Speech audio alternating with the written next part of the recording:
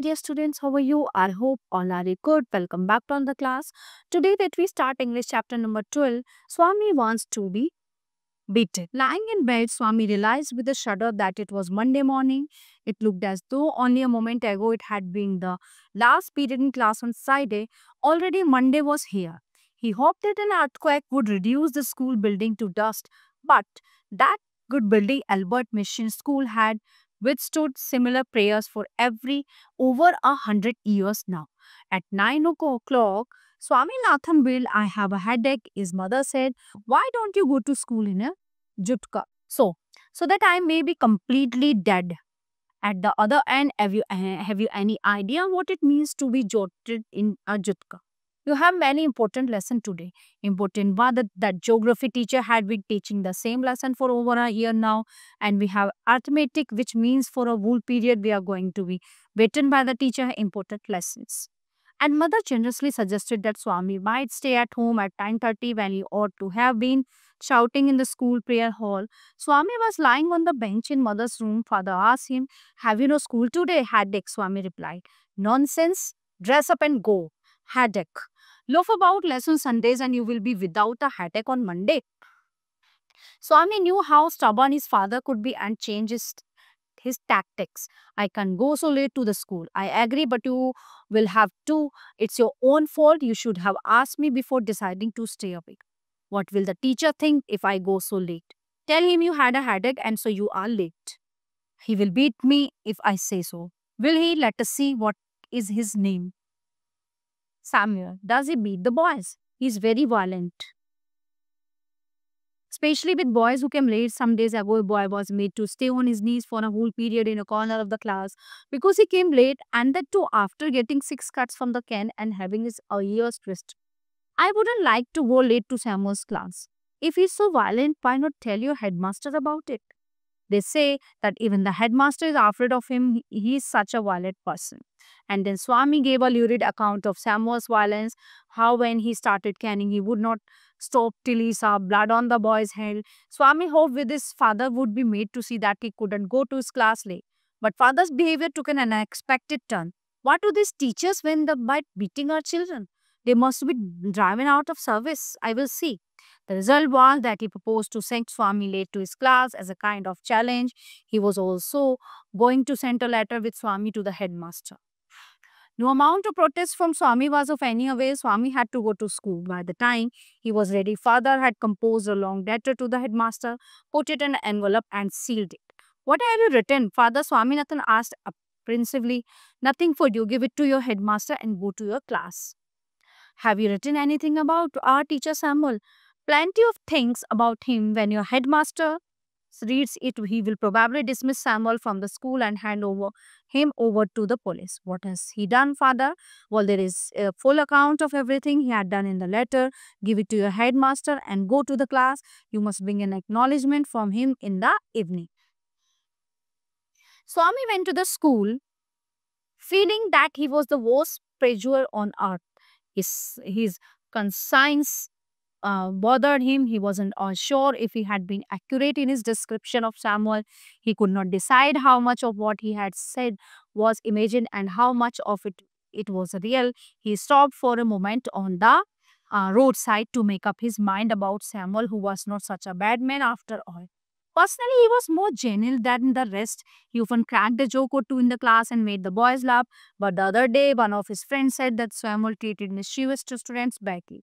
His scanned paper's hand. Swami catches his mind about for an instance of this. There was no example of his recent thrashing of any students. Swami's head was dizzy with confusion regard to Samuel's character.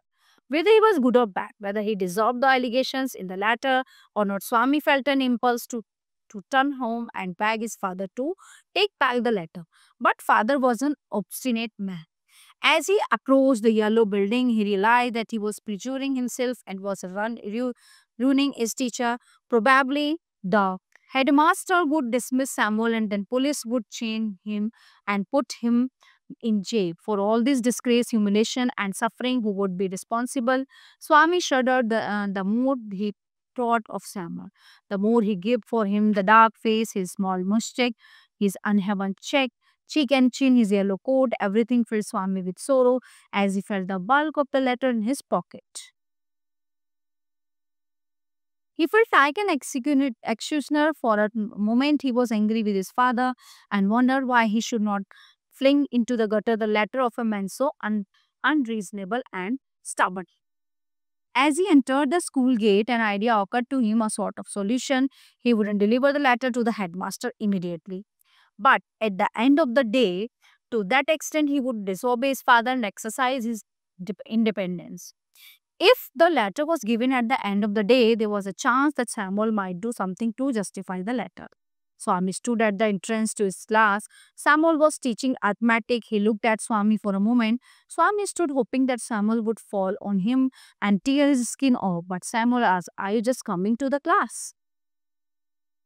"Yes, sir, you are half an hour late." "I know it." Swami hoped that he would be attacked now. He almost prayed, "God, Tirupati, please make Samuel beat me." "Why are you late?" Swami wanted to reply, "Just to see what you can do," but he merely said, "I have a headache, sir." "Then why did you come to school at all?" "My father said that I shouldn't miss the class, sir," said Swami.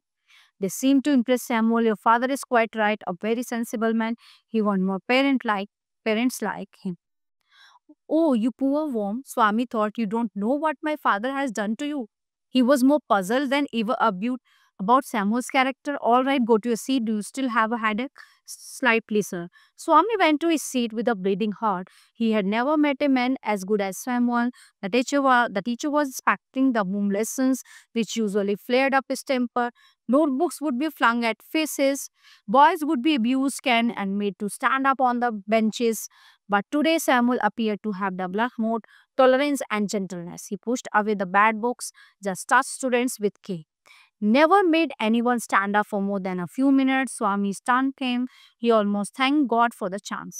"Swami Nathan, where is your homework?" "I have not done any homework, sir," he said blandly. There was a pause. "Why headache?" asked the teacher. "Yes, sir." "All right, sit down." Swami sat down, wondering what had come over Samuel. The period came to an end and Swami felt desolate. The last period for the day was again taken by Samuel. He came this time to teach them Indian history. The period began at 3:45 and ended at 4:30. Swaminathan had said so the previous periods, devising means to provoke Samuel. When the clock struck 4, Swami felt desperate. Half an hour more. Samuel was reading the read text, the portion describing Vasco da Gama's arrival in India. The boys listened in half languor. Swami suddenly asked at the top of his voice, "Where did not Columbus come to India, sir?" "He lost his way." "I can't believe it." "It is unbelievable, sir. Why? Such a great man would he not have known the way?" "Don't shout. I can hear you quite well." "I'm not shouting, sir. This is my normal voice, which God has given me. How can I help it?" "Shut up and sit down." Swaminathan sat down, feeling slightly happy at his success. The teacher threw a puzzled, suspicious glance at him and resumed his lesson. His next chance offered when Shankar, as student sitting in the first bench, got up and asked, "Sir, was Kodagama the very first person to come to India?" Before the teacher could answer, Swami shouted the backbite. "That's what did they say?" The teacher and all the boys looked at Swami. The teacher was puzzled by Swami's obstreperous behavior today. "Swami Nathan, you are shouting again?" "I'm not shouting, sir. How can I help my voice? Given by God." So the school clock struck a quarter more. Swami felt that he must do something drastic in 15 minutes. Samuel had no doubt scolded at him and snubbed him, but it was hardly adequate. Swami felt that with a little more effort, Samuel could be made to deserve dismissal and imprisonment. The teacher came to the end of a section in the textbook and stopped. He proposed to spend the remaining few minutes putting questions to the boys. He ordered the whole class to put away their books and ask someone in the second row, "What is the date of Vasco da Gama's arrival in India?" Swamiyatha shot up and screeched, "1648 December 30. "You needn't shout," said the teacher. He asked, "Has your headache made you mad?" "क्या तुम्हारे sir दर्द ने तुम्हें पागल बना दिया है?" "I have no headache now, sir," replied the thunder brightly.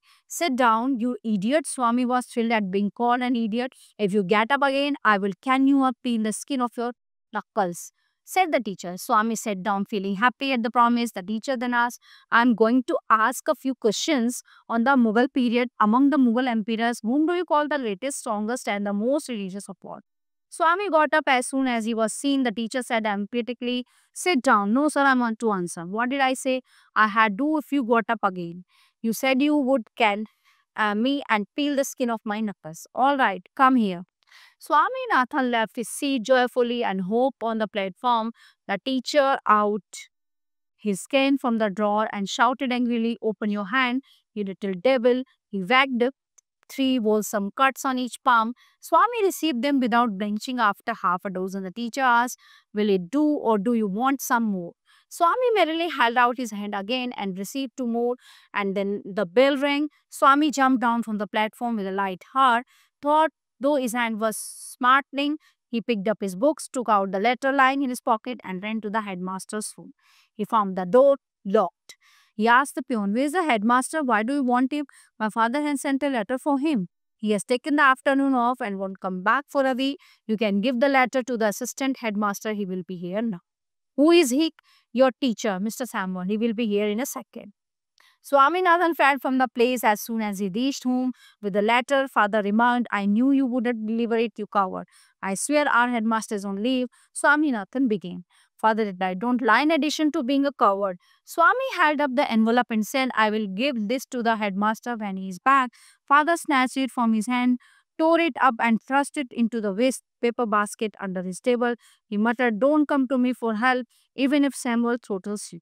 You deserve your Samuel." यानी कि तुम Samuel को deserve कर. So dear students, the chapter is in here. I hope you all are very well understand full chapter.